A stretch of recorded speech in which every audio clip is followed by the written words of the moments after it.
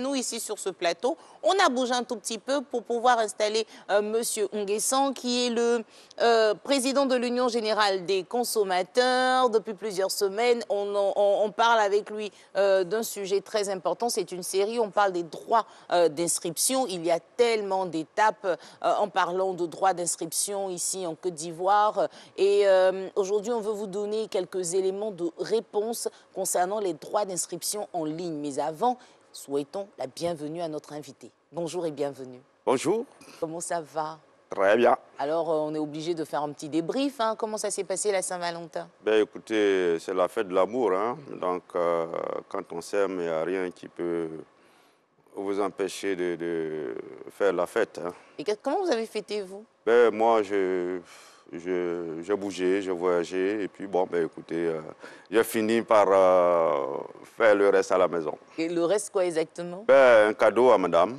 Ouais. Voilà.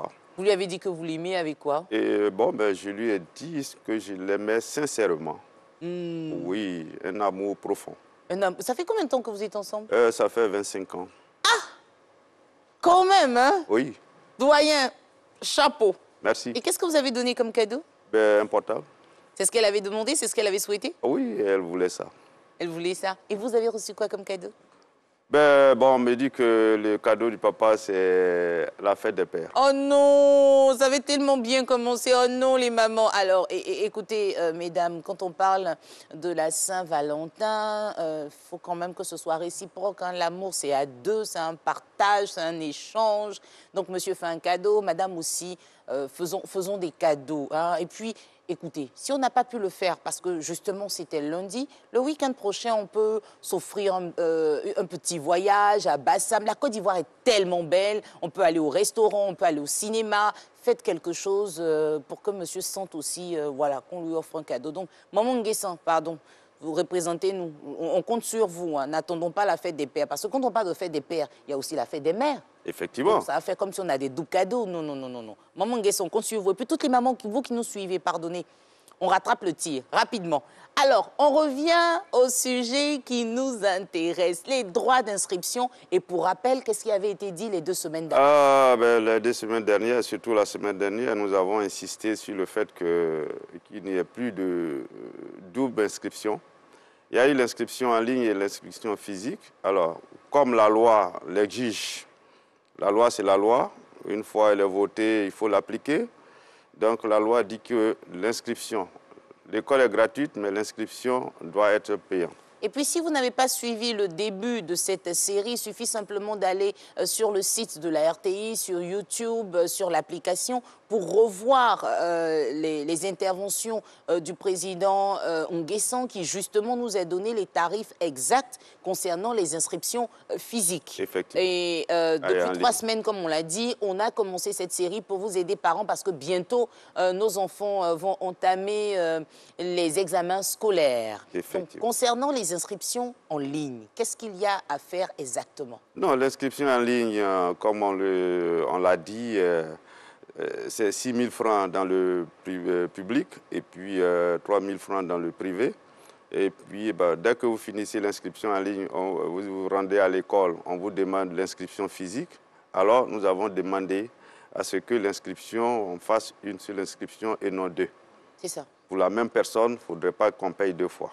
Exactement. Et les frais d'inscription en ligne, nous avons demandé que cet argent-là soit utilisé pour le développement de l'école et non servir des individus. Parce que depuis des années, c'est quand même beaucoup de milliards qui sortent tous les ans. C'est nous qui cotisons et nous voulons que cet argent-là serve à développer l'école en Côte d'Ivoire. Et finalement, ça a impliqué le retrait de cette cotisation appelée COGES?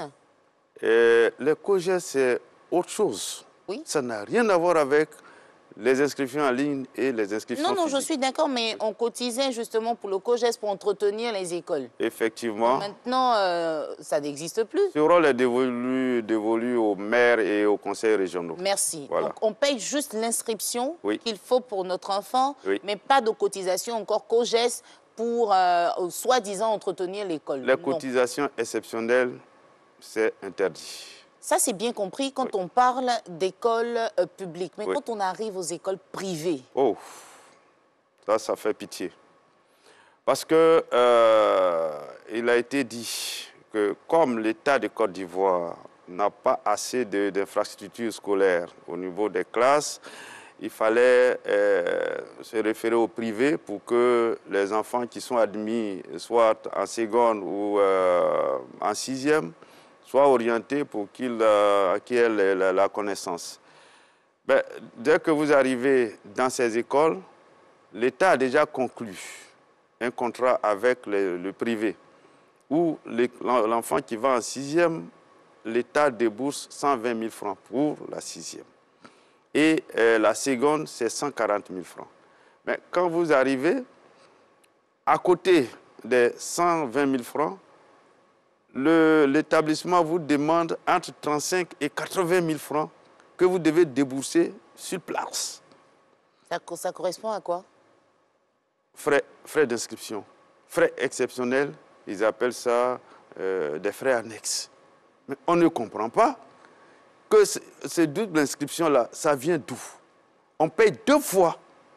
On a pris une fiche la dernière fois, ça me fait l'école, la sixième fait 70 000 francs. L'État vous donne 120 000. Y compris, les 120 000 francs, c'est y compris tous les frais que vous allez demander. Mais ces frais-là, vous prenez les 120 000 francs de l'État et vous partez prendre encore 35 à 80 000 francs aux parents. Donc, quand on ajoute les 35 000 francs... Ça n'a rien à voir encore avec les fournitures, tout ça, hein? Non. Les fournitures, ça n'a rien à voir. Et après ça, vous allez encore aller à la librairie pour acheter les fournitures de vos enfants. Et des fois, même dans les écoles privées, on vous impose des fournitures dans l'établissement. C'est ça. Et ça, c'est interdit de vendre les fournitures dans les établissements. Donc, les la 120 000, loi l'interdit? La loi l'interdit. Madame la ministre a sorti, elle a signé un arrêté interdisant la vente des fascicules, des fournitures d'école dans toutes les écoles de Côte d'Ivoire. Mais et concernant justement cette double inscription, est-ce qu'une note aussi est sortie? Effectivement, c'est pour cela que nous sommes là. Dites-nous tout. Nous disons que trop, c'est trop. Les parents pleurent, ils crient. Les réseaux sociaux, on en parle. Les journaux, on en parle. Et la DEP, qui est chargée d'orienter les enfants dans les écoles, ne dit rien. Elle est restée sourde jusqu'à présent. Ça fait des années que les parents pleurent, et ce qui fait qu'il y a des parents même qui ne peuvent plus assurer les frais de scolarité des enfants. Donc il y en a qui sont à la maison à cause de ces doubles frais qu'on paye.